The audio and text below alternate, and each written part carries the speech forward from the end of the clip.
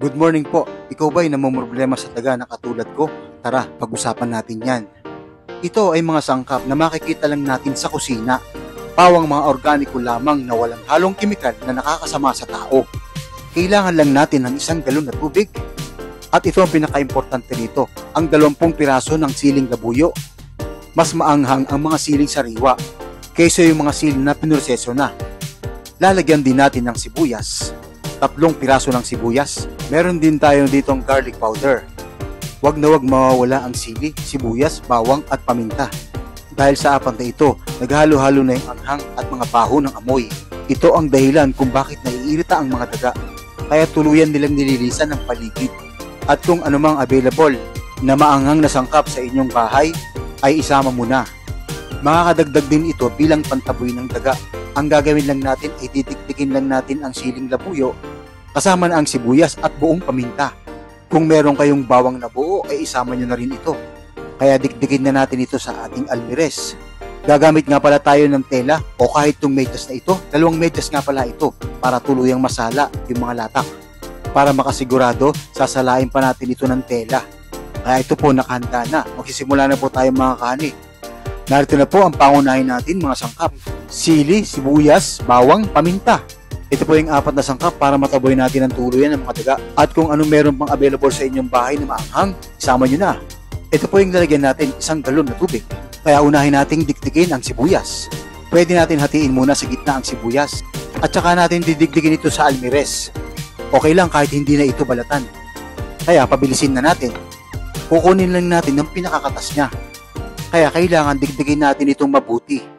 Nagsuot na rin nga pala ako ng glove dahil maanghang siya, dumidikit ito sa balat. Matapos nating dikdikin na mabuti ang sibuyas ay ilalagay na natin ito sa medyas na hindi lang isa kung hindi doble. Mainam na rin ito para tuluyang masala ang mga latak upang hindi magbara ito sa ating spray bottle. At hindi lang 2 medyas, sasalain pa natin ito ng tela. Isunod naman natin dikdikin ang 20 piraso ng sili. Lubhang iritable o ayaw na ayaw ng mga daga sa maanghang. Alam mo ba ang daga na kahit sila ay nabubuhay sa madudumi, ay maituturing mo silang mga sensitibo dahil sa amoy pa lang, alam na nila, kailangan na silang lumayo. Kaya ang siling labuyo ang pinakapangunahin nating sangkap. Matapos nating madikdik mabuti ang mga sili, ilagay na agad natin ito sa medyas. Siling sariwa ang pinakamabisang sangkap sa pangtaboy ng daga. Kapag naamoy ng daga ito at hindi niya pinansin, didikit ito sa kanyang mga paa. Sa paglalakad niya, ikukuskus niya ito sa kanyang mga balahibo, pwedeng sa bibig at sa mga mata. Dahilan para hindi siya mapakali at tuluyan siyang umatras. Ang ikatlong pinakamabagsik sa pantaboy ng daga ay ang pamintang buo. Mas maanghang ito kaysa pamintang durog. Kapag pinoprosese raw ang mga paminta, pag ito'y dinudurog, ito'y naiinitan. Kaya ito'y hindi na tuluyang nagiging maanghang. Kaya ito yung pinakamainam, ang mano-mano natin itong dinudurog. Kaya siguradong mapapanitili natin ang anghang niya. Kaya kinat ko muna ang ibang eksena dahil matagal-tagal itong pagdurog. Matapos ang ilang minuto, eto na, naturog na nating mabuti. Ilagay na natin ang durog na paminta at pulbos na dito sa medyas. Matapos natin mailagay ang paminta sa medyas, angatin natin ito at ating pagpagan para maitaboy natin yung mga latak. Ilagay na natin ang dinikdik na pinagsama-samang sangkap na nasa medyas dito sa planggana. Isalin natin ng tubig mula sa galon dito sa planggana. Isama na rin natin itong optional, ito yung paprika. Ito rin ay isang klase ng sili kaya mainam din itong isama. Kaya lagyan natin ng 1 kutsarang paprika. Pagkatapos natin malagyan ng paprika, lagyan natin ng chili powder. Pero mainam pa rin talaga yung pinakasariwa dahil yun yung pinakamanghang. Isama na rin natin itong chili powder dahil ito yung nakita ko rin sa kusina. Kung anong available o makita nyo sa kusina nyo, okay lang po.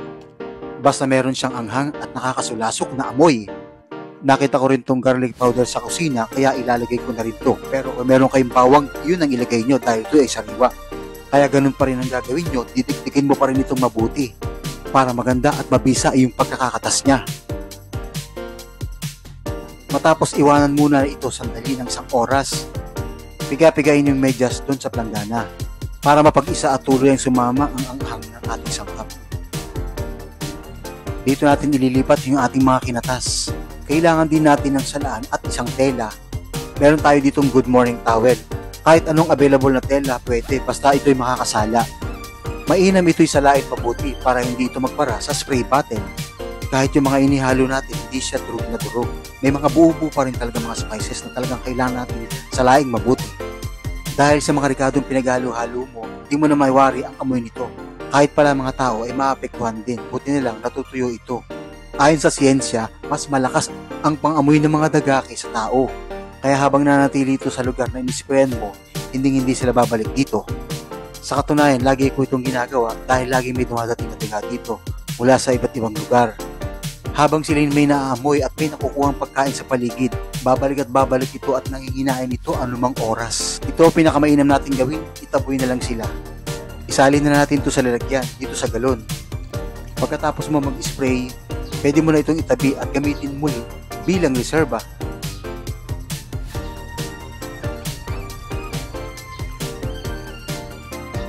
Ang panghuli mong gawin, lagyan mo ito ng 2 kutsarang mantika. Takpan at saka ito kalug-kalugin.